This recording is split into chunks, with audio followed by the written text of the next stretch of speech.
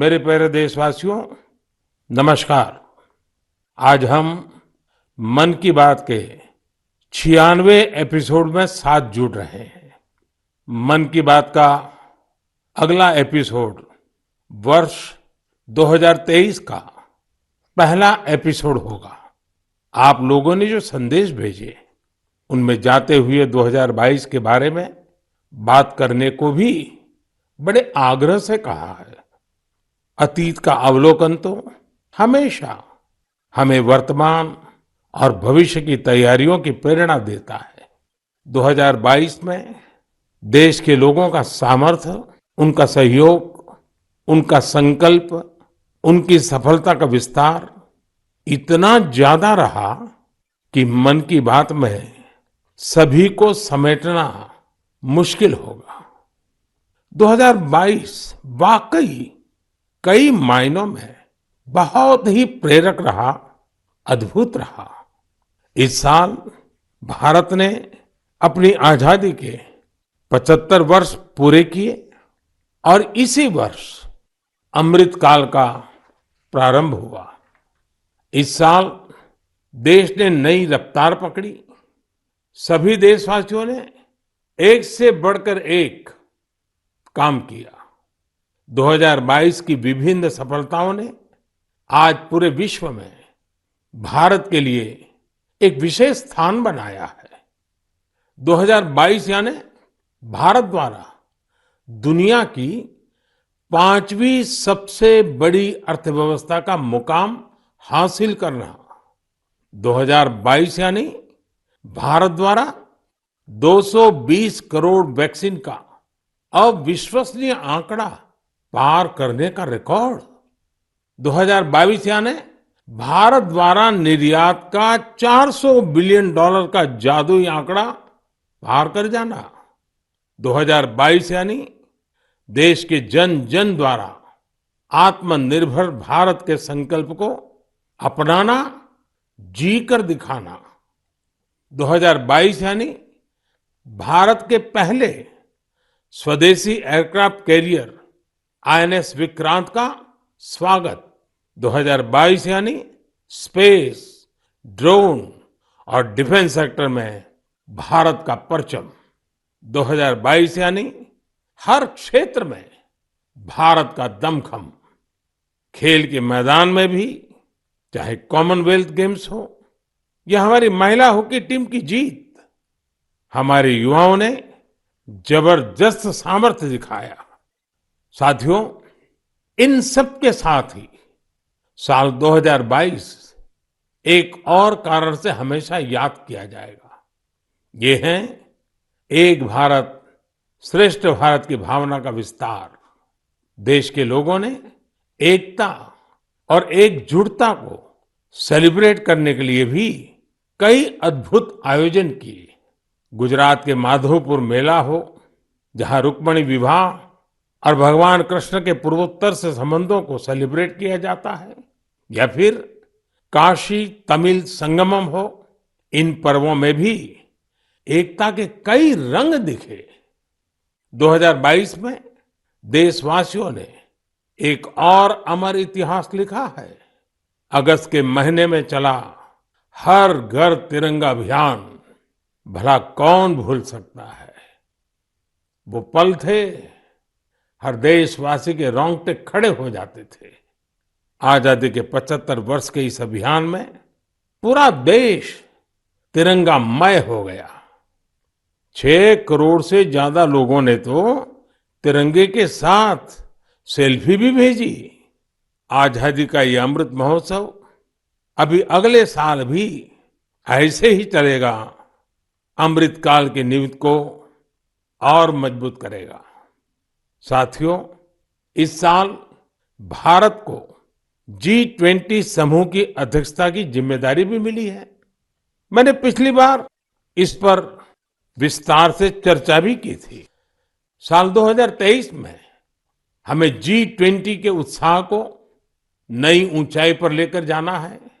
इस आयोजन को एक जन आंदोलन बनाना है। मेरे प्यारे देशवासियों, आज दुनिया भर में धूमधाम से क्रिसमस का त्योहार भी मनाया जा रहा है। ये जीसस क्राइस्ट के जीवन, उनकी शिक्षाओं को याद करने का दिन है। मैं आप सभी को क्रिसमस की ढेर सारी शुभकामनाएं देता हूं।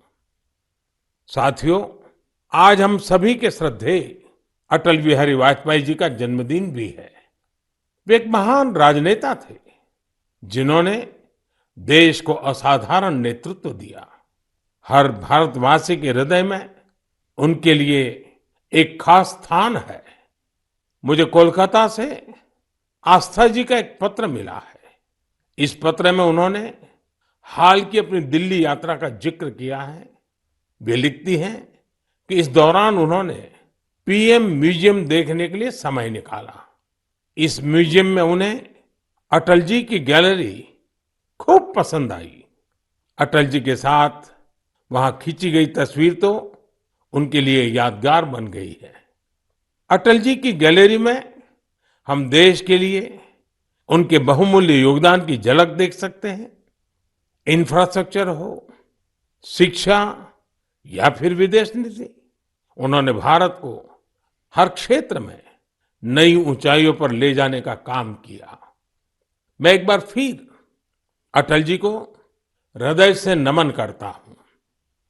साथियों, कल 26 दिसंबर को वीर बाल दिवस है और मुझे इस अवसर पर दिल्ली में साहिबजादा जोरावर सिंह जी और साहिबजादा फतेह सिंह जी की शहादत को समर्पित एक कार्यक्रम में शामिल होने का सौभाग्य मिलेगा। देश साहिबजादे और माता गुजरी के बलिदान को हमेशा याद रखेगा। मेरे प्यारे देशवासियों, हमारे यहाँ कहा जाता है, सत्यम किम प्रमाणम, प्रत्यक्षम किम प्रमाणम। यानी सत्य को प्रमाण की आवश्यकता नहीं होती, जो प्रत्यक्ष है उसे भी प्रमाण की आवश्यकता नहीं होती। लेकिन बात जब आधुनिक मेडिकल साइंस की हो तो उसमें सबसे महत्वपूर्ण होता है प्रमाण, एविडेंस। सदियों से भारतीय जीवन का हिस्सा रहे योग और आयुर्वेद जैसे हमारे शास्त्रों के सामने एविडेंस बेस्ड रिसर्च की कमी हमेशा हमेशा एक चुनौती रही है। परिणाम दिखते हैं लेकिन प्रमाण नहीं होते हैं। लेकिन मुझे खुशी है कि एविडेंस बेस्ड मेडिसिन के युग में अब योग और आयुर्वेद आधुनिक युग की जांच और कसौटियों पर भी खरे उतर रहे हैं। आप सभी ने मुंबई के टाटा मेमोरियल सेंटर के बारे में जरूर सुना होगा। इस संस्थान ने रिसर्च, इनोवेशन और कैंसर केयर में बहुत नाम कमाया है। इस सेंटर द्वारा की गई एक इंटेंसिव रिसर्च में सामने आया है कि ब्रेस्ट कैंसर के मरीजों के लिए योग बहुत ज्यादा असरकारी है। टाटा मेमोरियल सेंटर ने अपनी रिसर्च के नतीजों को अमेरिका में हुई बहुत ही प्रतिष्ठित ब्रेस्ट कैंसर कॉन्फ्रेंस में प्रस्तुत किया है।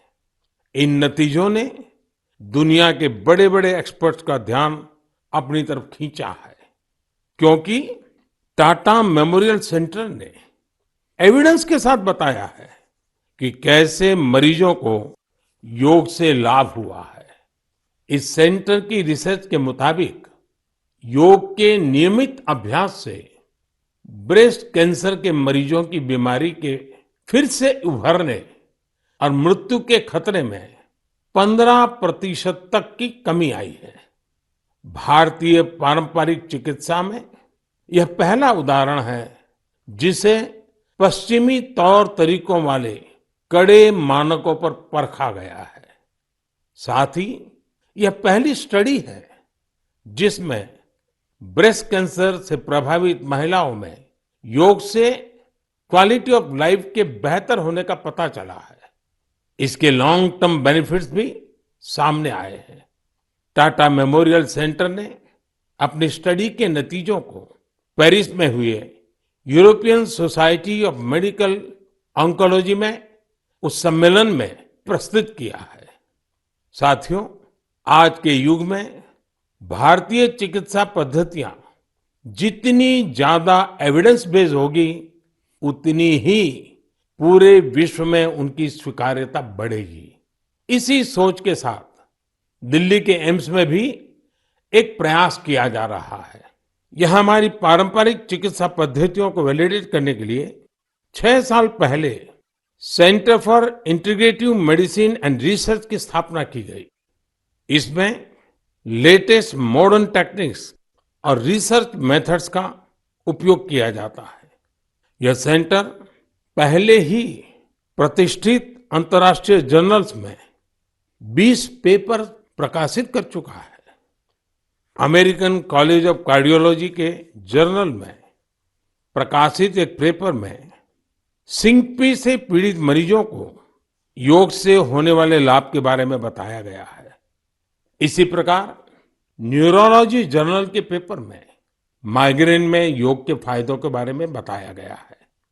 इनके अलावा कई और बीमारियों में भी योग के बेनिफिट्स को लेकर स्टडी की जा रही है, जैसे heart disease, depression, sleep disorders और प्रेगनेंसी के दौरान महिलाओं को होने वाली समस्याएं।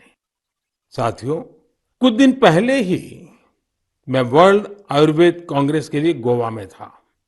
इसमें 40 से ज्यादा देशों के डेलीगेट शामिल हुए और यहाँ 550 से अधिक साइंटिफिक पेपर्स प्रेजेंट किए गए। भारत सहित दुनिया भर की करीब 215 कंपनियों ने यहाँ एग्जीबिशन में अपने प्रोडक्ट्स को डिस्प्ले किया।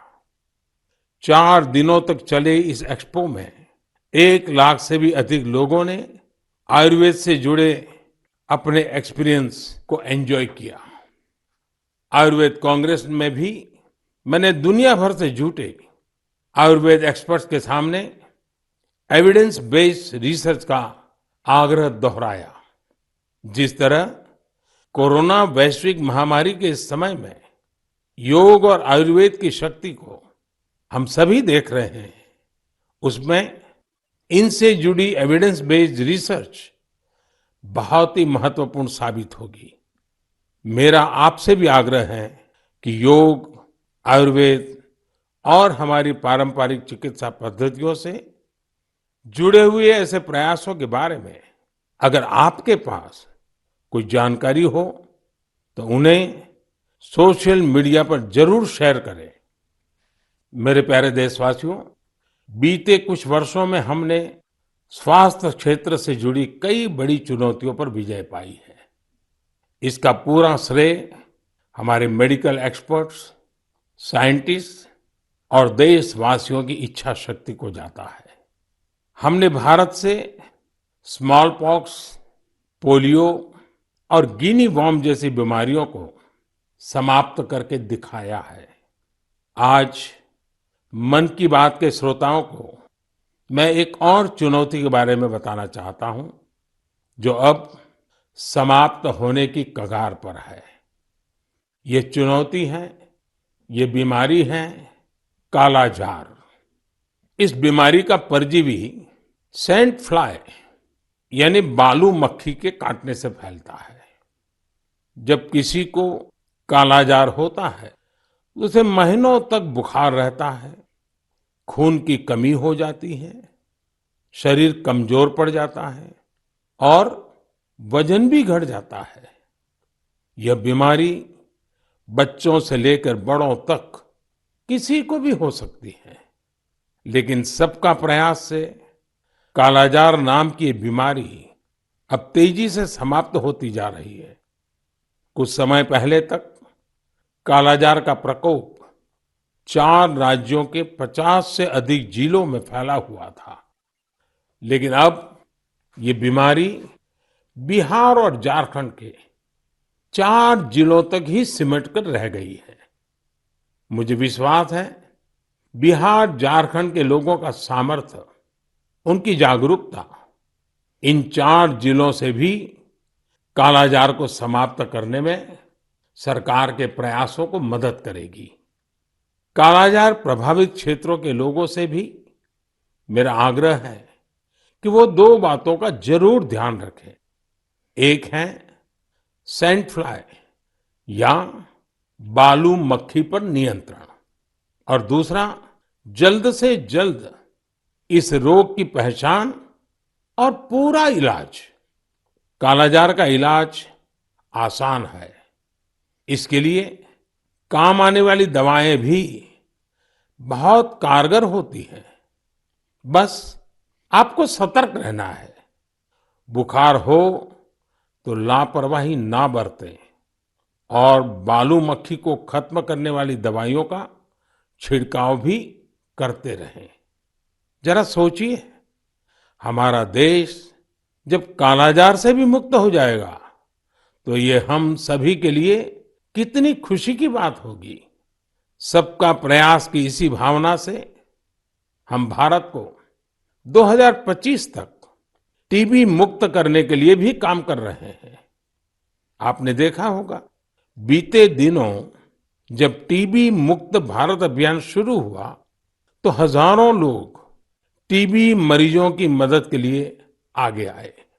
ये लोग निक्षय मित्र बनकर टीबी के मरीजों की देखभाल कर रहे हैं, उनकी आर्थिक मदद कर रहे हैं। जन सेवा और जन भागीदारी की यही शक्ति हर मुश्किल लक्ष्य को प्राप्त करके ही दिखाती है। मेरे प्यारे देशवासियों, हमारी परंपरा और संस्कृति का मां गंगा से अटूट नाता है। गंगा जल हमारी जीवन धारा का अभिन्न हिस्सा रहा है और हमारे शास्त्रों में भी कहा गया है, नमामि गंगे तव पाद पंकजम सुर असुरई वंदित दिव्य रूपम भुक्तिम च मुक्तिम च ददासि नित्यम भाव अनुसारेण सदा नराणाम। अर्थात, हे मां गंगा, आप अपने भक्तों को उनके भाव के अनुरूप सांसारिक सुख, आनंद और मोक्ष प्रदान करती है। सभी आपके पवित्र चरणों का वंदन करते हैं। मैं भी आपके पवित्र चरणों में अपना प्रणाम अर्पित करता हूं। ऐसे में सदियों से कल कल बहती मां गंगा को स्वच्छ रखना हम सबकी बहुत बड़ी जिम्मेदारी है। इसी उद्देश्य के साथ 8 साल पहले हमने नमामि गंगे अभियान की शुरुआत की थी। हम सभी के लिए गौरव की बात है कि भारत की इस पहल को आज दुनिया भर की सराहना मिल रही है। यूनाइटेड नेशंस ने नमामि गंगे मिशन को इकोसिस्टम को रिस्टोर करने वाली दुनिया के टॉप 10 इनिशिएटिव में शामिल किया है। ये और भी खुशी की बात है कि पूरे विश्व के 160 ऐसे इनिशिएटिव्स में नमामि गंगे को यह सम्मान मिला है। साथियों, नमामि गंगे अभियान की सबसे बड़ी ऊर्जा लोगों की निरंतर सहभागिता है। नमामि गंगे अभियान में गंगा प्रहरियों और गंगा दूतों की भी बड़ी भूमिका है। वे पेड़ लगाने, घाटों की सफाई, गंगा आरती, नुक्कड़ नाटक, पेंटिंग और कविताओं के जरिए जागरूकता फैलाने में जुटे हैं। इस अभियान से बायोडायवर्सिटी में भी काफी सुधार देखा जा रहा है। हिल्सा मछली, गंगा डॉल्फिन और कछुओं की विभिन्न प्रजातियों की संख्या में काफी वृद्धि हुई है। गंगा का इकोसिस्टम क्लीन होने से आजीविका के अन्य अवसर भी बढ़ रहे हैं। यहाँ मैं जलज आजीविका मॉडल की चर्चा करना चाहूंगा, जो कि बायोडायवर्सिटी को ध्यान में रखकर तैयार किया गया है। इस टूरिज्म बेस्ड बोट सफारीज को 26 लोकेशंस पर लॉन्च किया गया है। जाहिर है, नमामि गंगे मिशन का विस्तार, उसका दायरा नदी की सफाई से कहीं ज्यादा बढ़ा है। ये जहां हमारी इच्छा शक्ति और अथक प्रयासों का एक प्रत्यक्ष प्रमाण है, वहीं ये पर्यावरण संरक्षण की दिशा में विश्व को भी एक नया रास्ता दिखाने वाला है। मेरे प्यारे देशवासियों, जब हमारी संकल्प शक्ति मजबूत हो तो बड़ी से बड़ी चुनौती भी आसान हो जाती है।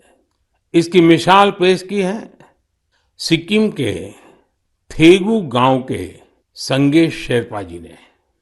ये पिछले 14 साल से 12,000 फीट से भी ज्यादा की ऊंचाई पर पर्यावरण संरक्षण के काम में जुटे हुए हैं।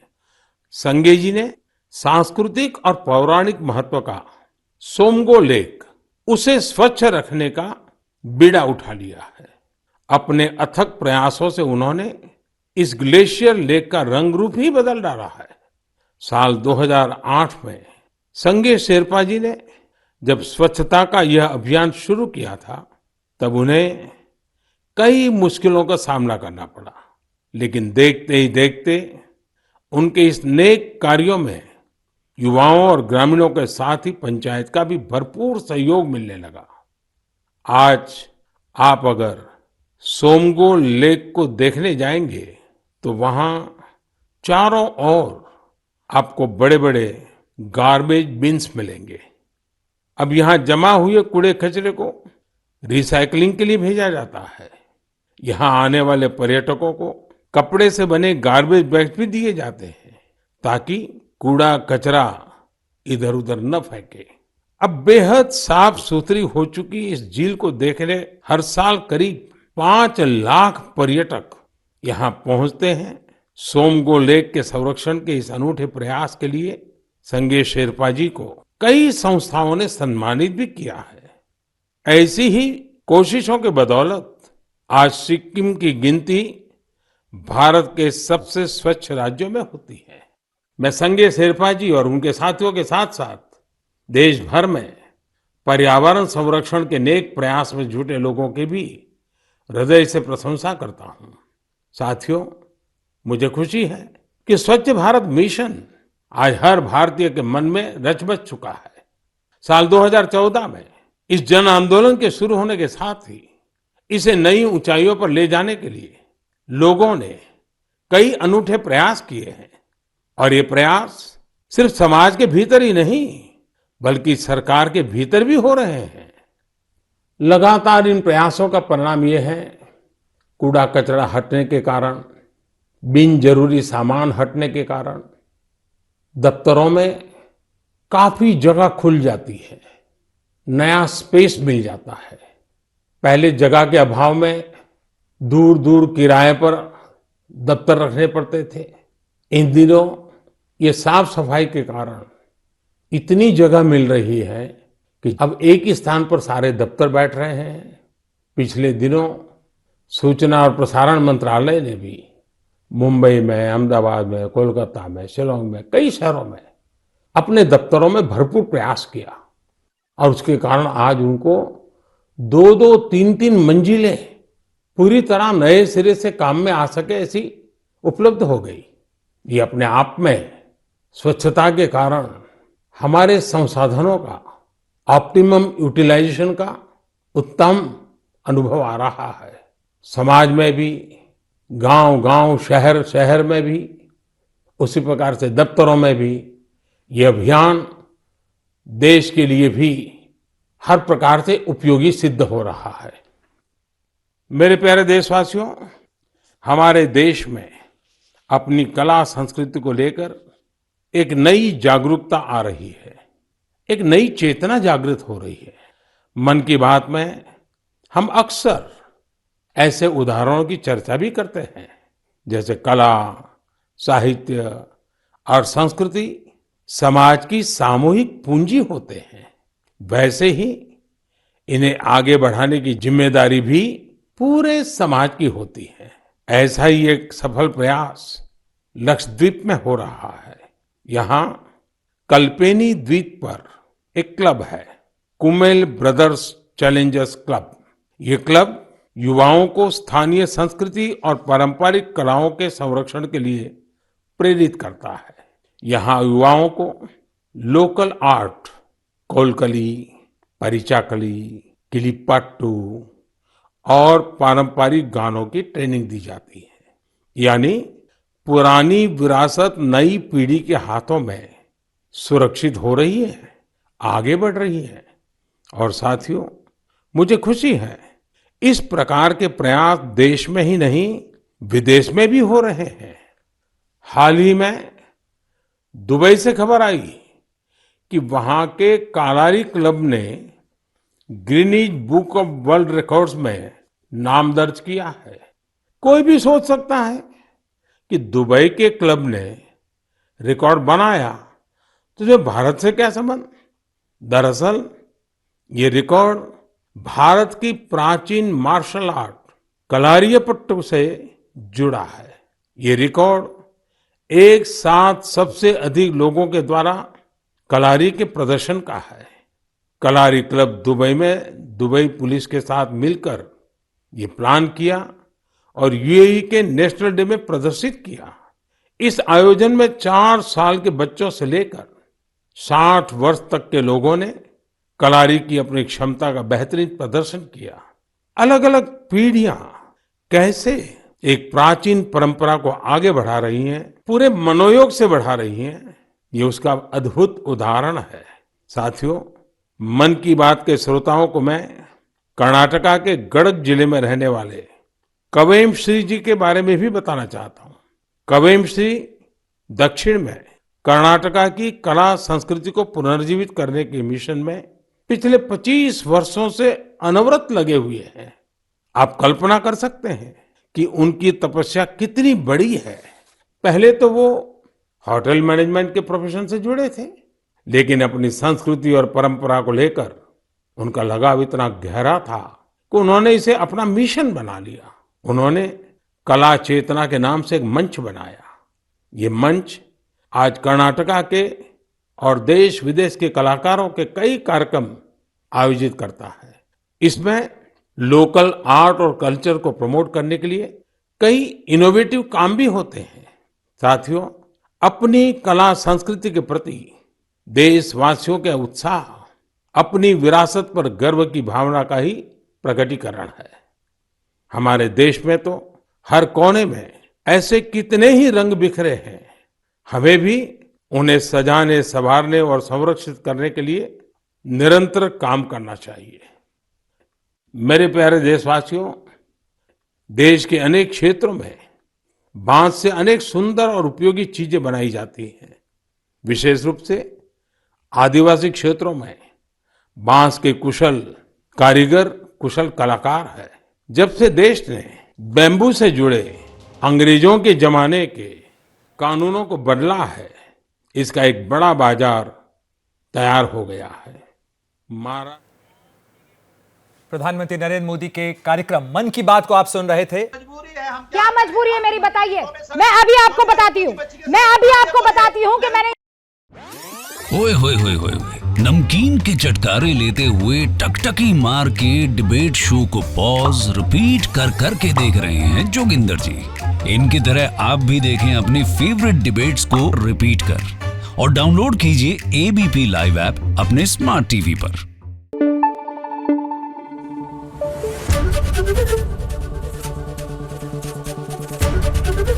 एबीपी न्यूज आपको रखे आगे।